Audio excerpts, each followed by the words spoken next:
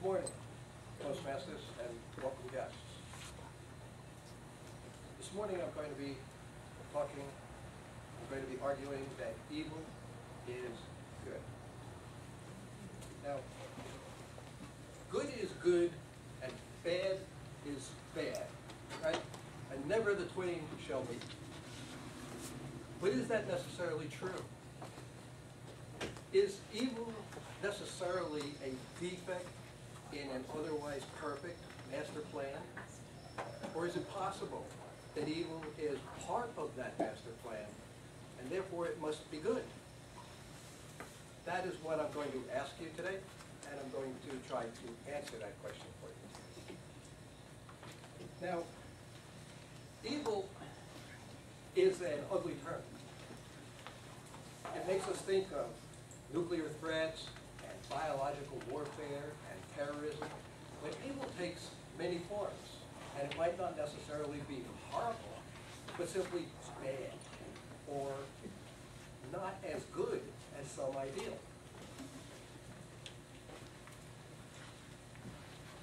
Do we need to destroy evil in order for the world to be good?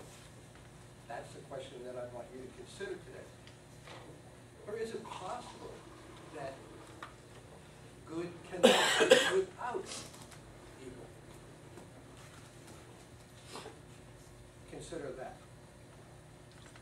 Now, the world could have been created without evil. And if it could have been, why wasn't it? And how did evil come to be? If God is all-powerful and all-knowing, then he or she could have created a world without evil. But would that world be good?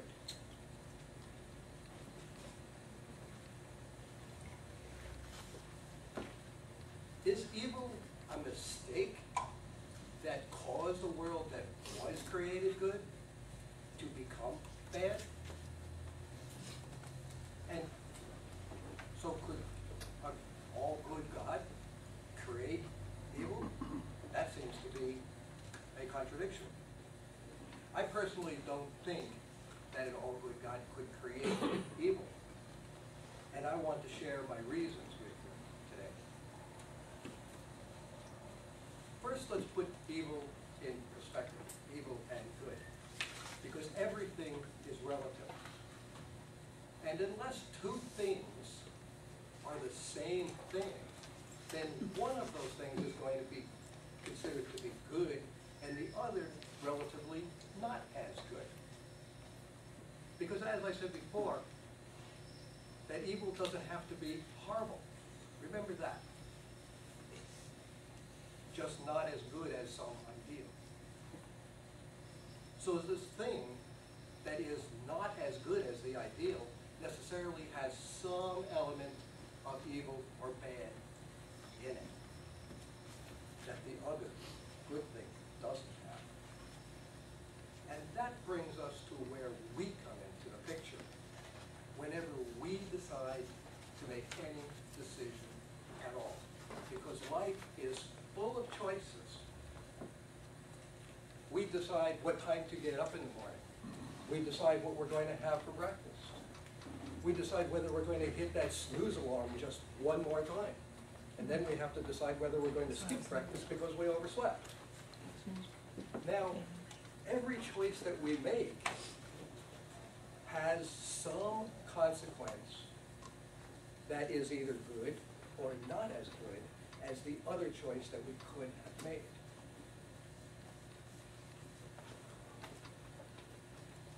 Some results we may hardly even notice. Other choices could have dramatic consequences, but every choice that you make has some life-changing effect on us, no matter how small it might be. Now, some people choose to lie and cheat and steal, and maybe even kill. And this may be what you consider to be evil. But those are extreme examples. Remember that evil doesn't have to be horrible. Those are extreme examples, and you might consider that to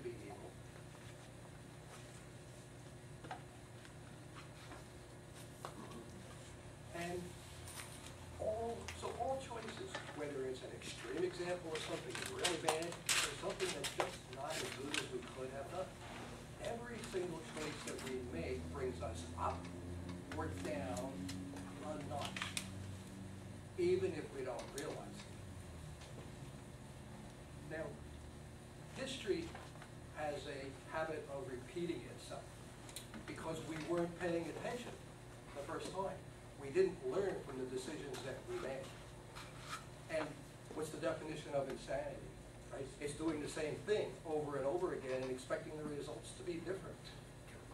Right? Not going to happen. So we learn from our choices, or at least we should, when we decide to do something, either for the greater good or for some selfish motive. And from our decisions and the choices that we make, we build our character. Now consider, if a perfect world had been created where evil did not exist in any form, no matter what choice we made, the outcome would be the same. Our decisions would be meaningless because there would be no consequences. Because everything we decide would have no relative benefit to the other choice we could make. Therefore, meaningful choices require meaningful consequences, which require an element of evil. That sounds bad. However, this means that for good to exist, so must evil. Because evil defines choice, choice defines character, and character defines good. Therefore, for good to exist, evil must exist. So therefore, evil is good.